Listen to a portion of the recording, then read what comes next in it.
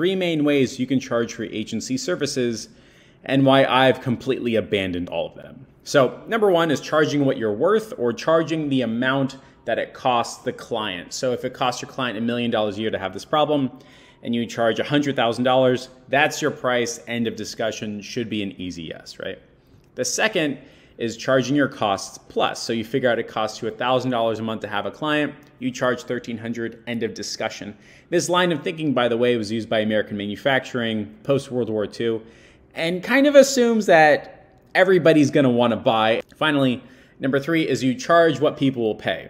That means if it turns out that people wanna pay 10 grand and everyone else is charging 20, you build a product and margin under 10 grand and then sell it. This is used by the Japanese to blow auto manufacturing and electronics manufacturing in the US out of the water, simply because the Japanese said, hey, what's the price people want to pay? We'll build it around that. Versus the Americans were saying, what's our costs? And we'll just tack on 30%. And a whole line of thinking. It was really, really cool. But I don't think any of those really fit into online advertising agencies, and here's why.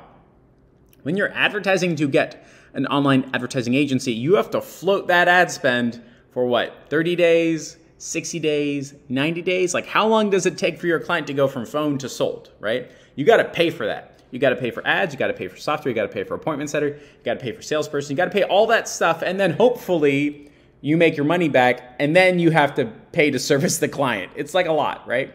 So what we've done in our agency is we made an internal KPI way of working that says we have to land clients in 3 days from phone to sold. That means when they hit our calendar, they should be signing in 3 days or less. If it's outside of that window, we need to lower our price. But here's the cool thing. As we've played with our prices and focused on a 3-day turnaround from phone to sold, our return on ad spend went up. I'll say it again, our return on ad spend went up. We're currently cruising at just under 6x return on ad spend, and our sales calls are less than 30 minutes on average. Isn't that nuts? It means I don't have to float ad spend, I don't have to long-term conversations, I don't have to do all this objection handling, nothing. So that's what we do. See you later, bye.